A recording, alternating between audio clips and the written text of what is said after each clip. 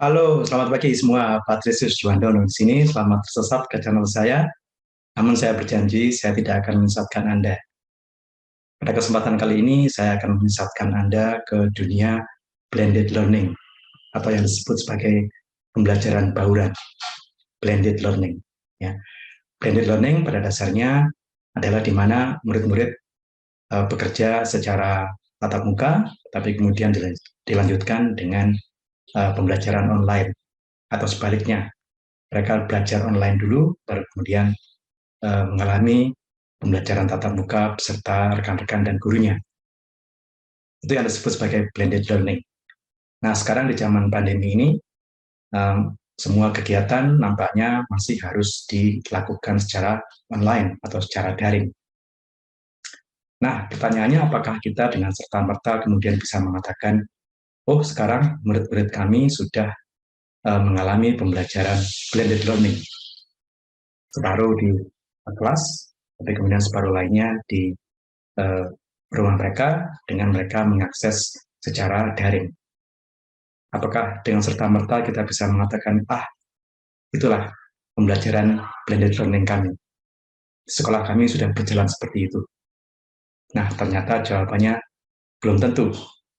Ya, kita tidak bisa dengan serta-merta mengatakan, wah pembelajaran saya atau pembelajaran di sekolah saya atau di kampus saya sudah langsung blended learning begitu pandemi menyeruak di negeri ini.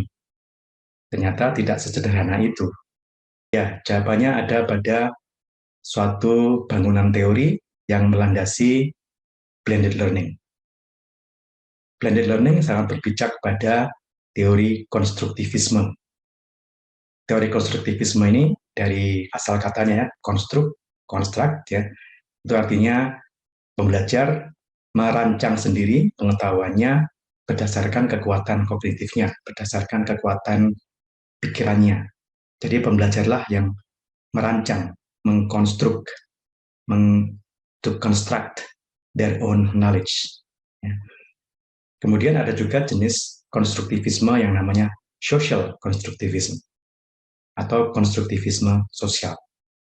Nah, di sini pembelajar harus berinteraksi secara sosial dengan rekan-rekannya, dengan gurunya atau dosennya, dengan lingkungan sekitarnya, supaya mereka bisa pelan-pelan membangun pengetahuan dan keterampilan yang mereka perlukan. Jadi namanya social constructivism. Ya. Nah, dua hal ini harus melandasi sebuah pembelajaran blended. Nah, yang pertama adalah apa yang dinamakan sebagai self-regulated learning. Self-regulated learning artinya pembelajaran yang dikelola oleh dirinya sendiri, diatur oleh dirinya sendiri, diatur oleh siswa atau mahasiswa itu sendiri. Makanya namanya self-regulated. Ya. Di sini mahasiswa atau siswa harus terlatih untuk belajar secara mandiri. Mereka tidak bisa menggantungkan sepenuhnya pada arahan guru atau dosen. Ya, jadi mereka harus punya kemampuan untuk mengelola dirinya sendiri, mendisiplinkan dirinya sendiri, kalau perlu mengatur jam belajarnya secara mandiri, kemudian menetapkan tujuan belajarnya, dan mengelola kegiatan belajarnya sehingga tujuan pembelajaran itu tercapai secara mandiri. Ya. Yang sangat terkait dengan hal ini juga adalah self-management. Jadi mengelola dirinya sendiri, memaksa dirinya supaya belajar, tidak tergoda oleh main game atau chat yang nggak karu-karuan dengan teman-temannya, ya, atau mungkin nongkrong di sana sini atau hangout di sana sini. Ya. Mereka harus mampu self-manage, mampu mengelola dirinya sendiri, supaya mereka bisa memusatkan fokus, memusatkan pada upaya pembelajaran. Ya, jadi itu yang pertama, self-regulated learning. Yang kedua adalah collaboration with others, kerjasama dengan orang lain. Ingatkan tadi namanya social constructivism. Artinya kita belajar atau siswa belajar karena dia berinteraksi secara sosial dengan orang lain. Dia mendengarkan orang lain. Dia menerima masukan dari orang lain. Dia mencatat apa yang orang lain katakan atau apa yang orang lain ajarkan. Dia belajar dari pengalaman dengan orang lain. Ya, jadi harus ada kemampuan untuk berkolaborasi atau bekerja sama dengan orang lain. Kalau mereka dunianya hanya sebatas gadget, sebatas main game secara individu di rumah, sampai berjam-jam, mereka kurang bisa membangun interaksi sosial dengan sesamanya. Ya, jangan diharapkan mereka bisa mengelola pembelajaran blended, karena untuk kerjasama dengan orang lain pun mereka tidak bisa atau kurang mampu. Ya, bawaannya sensi melulu, atau salah paham melulu, atau komunikasinya nggak jalan, atau masing-masing kerja individu sendiri, ya, sehingga tidak tercipta iklim kolaborasi atau kerjasama itu. Nah, yang ketiga adalah critical thinking, berpikir secara kritis. Siswa yang sudah mandiri, secara belajarnya sudah mandiri, maka dia bisa mengelola pikirannya, sehingga mampu menyikapi informasi secara kritis, mampu menerima dan mengolah informasi secara kritis.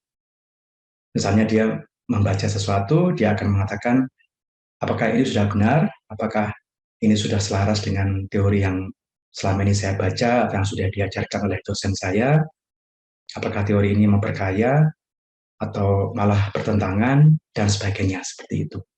Ya, jadi ada 3 hal. Yang pertama adalah self-regulated learning, kemampuan untuk mengelola dirinya sendiri sehingga bisa berfokus pada upaya pembelajaran. Kemudian yang kedua adalah kemampuan untuk bekerja sama dengan orang lain, berkolaborasi dengan orang lain, dengan rekan pembelajar lain. Dan yang ketiga adalah kemampuan berpikir kritis.